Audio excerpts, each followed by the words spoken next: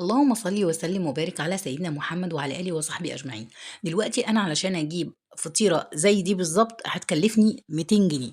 طيب أنا إيه اللي يخليني أروح أجيب فطيرة ب 200 جنيه وأنا مش هكلفها أكتر من 20 جنيه؟ كل مكوناتها عندي في البيت وكلها سهلة وبسيطة ومش هتاخد مني 10 دقايق على النار عبال ما أتصل بالدليفري وأقول له هاتها لي تكون هي استوت وتمام وناكلها على طول بألف هنا وشفا وهي سخنة.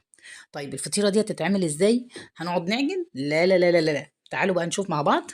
أول حاجة هنجيب حلة ونضيف فيها كوبايتين من الحليب أو اللبن على حسب بقى يعني. انتوا في الدول العربية بيقولوا عليه حليب، احنا بنقول عليه لبن. وننزل عليهم بثلاث معالق من السكر، دول 3 معالق كبار، بس انا يعني ايه مزوده السكر شويه، ممكن تقللي السكر على حسب المذاق انت بتحبيه ايه، مسكر قوي كده يعني. وبعد كده هننزل بمعلقتين من النشا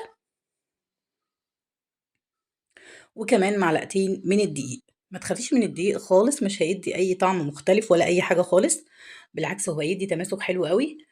آه بس هو يعني هيخليها زي الكريمه الكدابه كده، او يعني مهلبيه مثلا كده، اللي هي بتكون جوه الفطيره. احنا مش بناكل من عند الفطاطري بيكون جوه فيه طبقه كده كريمه او مهلبيه. وكمان هنا انا ضفت معلقه زبده، عايزه تضيفيها تمام اتس اوكي، مش عايزه براحتك خالص، ممكن تلغيها خالص من الوصفه وهي هتبقى تمام وزي الفل، بس هي بتعلي التست وتخلي الطعم حلو قوي. تمام، هنجيب بقى طاسه مقاس 30.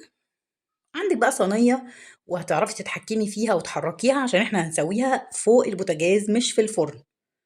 هنجيب بقى هنا نص كوباية سمنة على زيت وندوبها علشان نعرف نشتغل بيها، وهندهن الطاسة.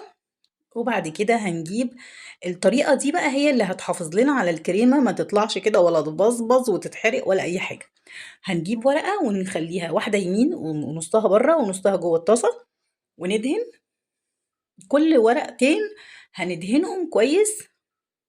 هو ده اللي هيدينا توريق، ولا هتحطي بقى حاجات تورقي بيها ولا أي حاجة، وتطلع معاكي فطيرة خطيرة. هنبدأ ندهن ورقتين يمين ورقتين شمال ورقتين لفوق وورقتين لتحت، يبقوا 4 جوانب. تمام. وبعد كده هنحط ورقة كمان في النص، بين كل ورقة والتانية لازم تدهني كده زي ما أنا بدهن. طبعا ده مش هيبقى فيه كمية، مش هتهدري كمية سمنة وزيت كتير، ده بالعكس ده هيفيد منك كتير. بصي هنا المتكسر حطيه في النص، ده هيكون احسن يعني. هو كده كده انت بتعملي بطانه علشان تحطي فوق منها الكريمه، علشان الكريمه ما تبوظش بره الفطيره وتتحرق وتتلسع منك وانت شغاله. خلاص فاضل كده الجنب الرابع. تمام، وهنبدا بقى ايه نعمله برضو نفس الحكايه، ندهن بالسمنه والزيت. هتطلع معانا في منتهى الجمال. هنا في لقطه ما اتصورتش، انا هنا حطيت الكريمه بعد ما استوت، انا حطيتها على النار اخدت غلوه وبكبكت كده، هنستنى عليها اول ما تبكبك هي كده استوت. هنجيب الكريمه ونضيفها جوه الطبقه دي. انا حطيت طبقه تاني علشان خاطر تمسك نفسها ما تطلعش بره الفطيره. بس هنحط بقى الكريمه ونبدا نقفل الجوانب دي بالراحه، واحده واحده كده، وندهن برضو بالسمنه والزيت. تمام. وهنبدأ بقى نرفع الطاسة على النار، هنقفل كويس جدا وهنجيب ورقة ونقفل بيها وده أفضل، ونقفلها ونخليها من تحت كده، القفلة بتاعتها تكون من تحت علشان لما نيجي نقلب تكون مظبوطة. تمام. وهنبدأ بقى نحرك الطاسة كده زي ما انتوا شايفين بالراحة، لفيها كده ايه على النار وتكون نار هادية مش عالية. ولما تحسي انها استوت، بصي انا شفتها هنا، ويفضل طبعا ان انتي تغطيها، لسه ما استوتش. هفضل الف فيها شويه لما احس انها استوت هقلبها زي ما انت شايفه كده. بصي اللهم زد وبارك تحفه. هنقلبها ونغطي ونفضل برضو نحركها على النار. اللهم صل وسلم وبارك على سيدنا محمد. ما تنسيش بقى تشتركي في القناه وتفعلي زر الجرس عشان يوصلك كل جديد. هنجيب بقى طبق التقديم ونقلبها فيه، ونجيب كوبايه من الحليب، وانا كنت ضفت لها معلقتين صغيرين من السكر، مش عايزين سكر كتير لان احنا كده كده سوري هنرص هنرش عليها سكر بودر. لازم تحطي اللبن، هو اللبن هيكون بدرجة حرارة الغرفة، هتحطيه على الفطيرة وتكون الفطيرة لسه سخنة نازلة من على النار. هنا أنا رشّشتها طبعًا زي ما شُفتوها في أول الفيديو، قطّعتها واستنيت، هي ما استنِّتش الصراحة، هي اتاكلت وهي سخنة. بُصّي في منتهى الجمال ومورّقة، بُصّي أنا هاوريكِ التوريقة. أنا هنا بانضّف حواليّا، لازم كده، لازم يكون معاكِ فوطة نضيفة تنضّفي بيها كل حاجة حواليكِ.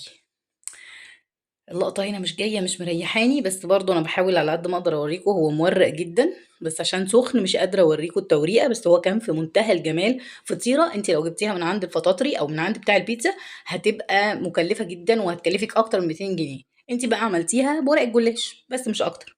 طيب في جلاش فاض مني هارميه؟ لأ، هاقول لِك على تحلية برضه حلوة وسريعة وحلوة جدًا.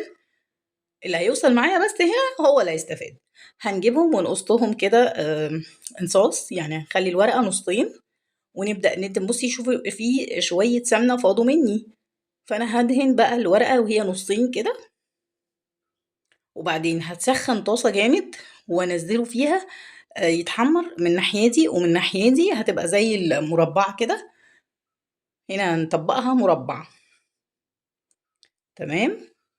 شايفة أنا طبقتها هنا مربع، وهدهنها من الناحية دي ومن الناحية دي، وبرضه هدهن الطاسة. سخن الطاسة قوي وانزل في الطاسة وهي سخنة كده دقيقتين وكده دقيقتين، وبعدين تطلع اروح مرششاها بالسكر او رش عليها شوية لبن صغيرين مسكرين واشربهم كده، قصدي سوري، واكلهم كده بالهنا والشفا.